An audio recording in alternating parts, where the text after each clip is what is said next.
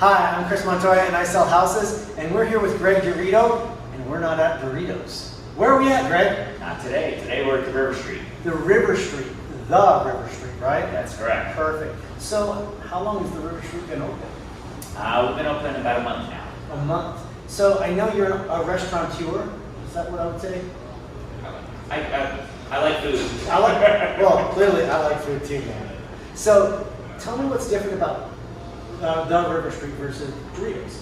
So, at the River Street, yes, we do have pizza like Doritos has, but our primary focus here is sandwiches. And we have tried to make a fast but casual concept where you walk up to a counter, you get good food at a decent price, you get a little bit less service, but it's all about the food.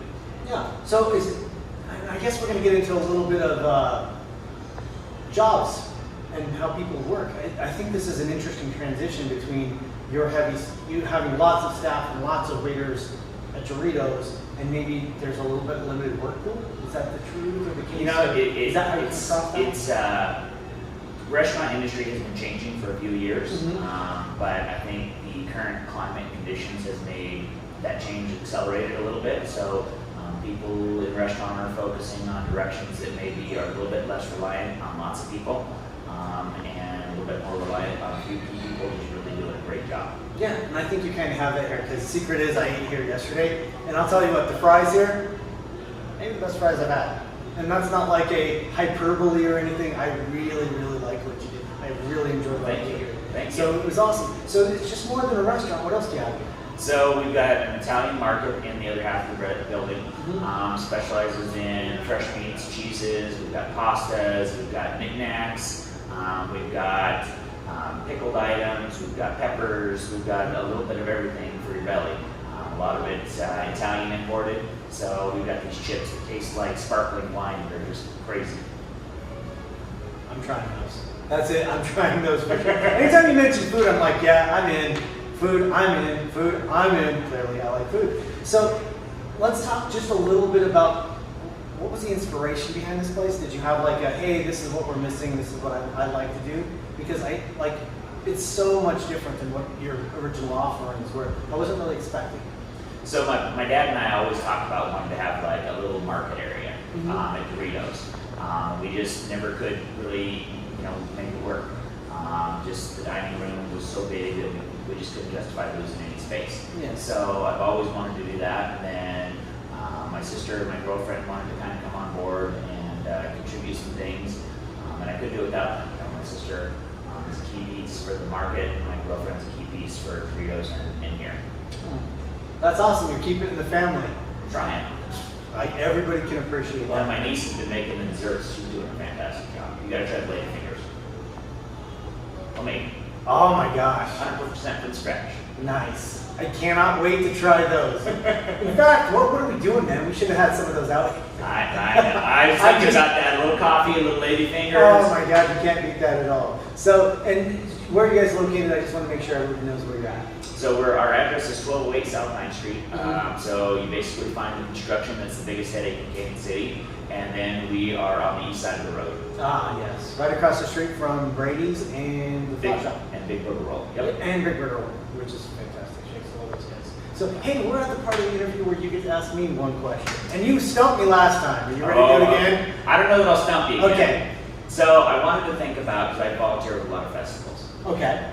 What kind of festival do you think would succeed in Canyon in the fall? Ooh, Fall Fest. Well, that's a tough one, man. You really, once again, you came through because that's a stone.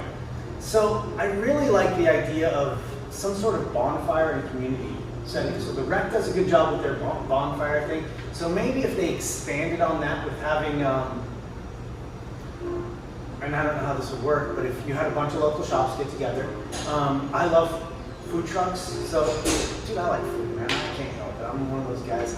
You just tell me there's good food there, and I'm like, I'll see you there. So we had some local food trucks, and it was set up where it started at, right at dusk, and you had local food trucks and made a small festival and had a big bonfire. And I think the Rat District area would be really ideal for that. Or something with, I hate to overuse the park, but Centennial Park is just such a fantastic venue for so many things. If maybe we could use that far side maybe get with Aries, use the far side, stack it with food trucks, build a big bonfire, and just have a reason for the community to kind of come together. I think that would be the coolest idea ever. Well, I asked because we've been trying to brainstorm and trying to come up with one, and I went to Michigan last year, middle of COVID, going to Michigan. That, you know, it seemed like a fun idea. Yeah, and, two bad things: COVID, Michigan. No, I'm just teasing. I'm just and so I asked the people there. I went to the chamber. I said, well, "You guys got festivals year round on your calendar. How do you do it? Because it's cold. It's super cold." She said that they tented everything all over the place, and they put these heaters all over, and that they basically did everything in tents. And I'm like, "Would it snow?"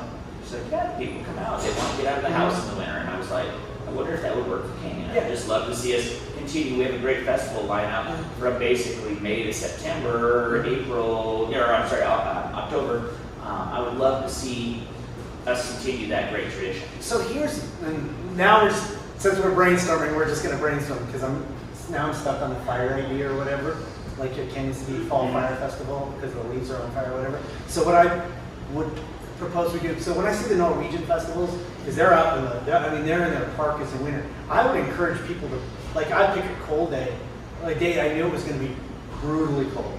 Bundle up, and we build like maybe we have the high school or something. Build something we can burn down. Interesting idea. Love it. Yeah, it's like, it just builds a cool statue or something, and every year we burn it down.